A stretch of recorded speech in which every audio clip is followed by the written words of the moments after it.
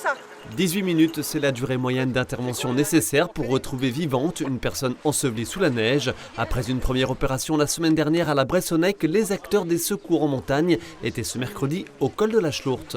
C'est super à voir parce que bon, on voit toujours à la télévision mais c'est pas pareil. Donc toujours des petites expériences avec les enfants, c'est intéressant. Ruben, comment il a fait le chien pour retrouver la personne? Il a senti son odeur.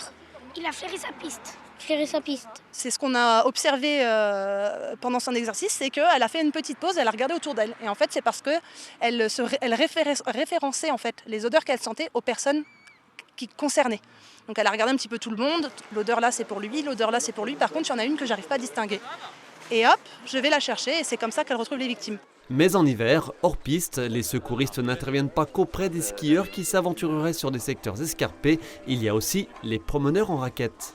Souvent des gens qui partent peu équipés, un peu tard en journée avec la nuit qui tombe assez tôt en hiver et qui ne prennent pas forcément en compte les conditions météorologiques. L'énorme majorité des interventions de secours s'effectue toutefois sur les pistes, en moyenne 1 millier de blessés par saison dans les stations vosgiennes. C'est quoi les règles de base sur une piste de ski, Lenzo?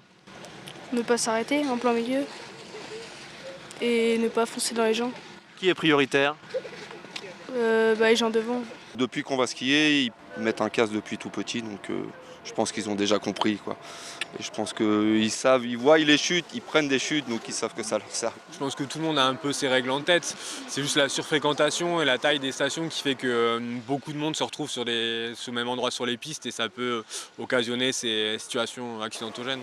Des accidents bien souvent dus, comme sur les routes, à une perte de contrôle à cause de la vitesse. Bref, un appel à une vigilance à chaque instant, d'autant plus quand il y a beaucoup de monde. Le pic de fréquentation sur les domaines skiables est d'ailleurs prévu ce week-end. Aux skieurs de la zone B, Grand Est et Hauts-de-France notamment, s'ajouteront en effet ceux de la région parisienne.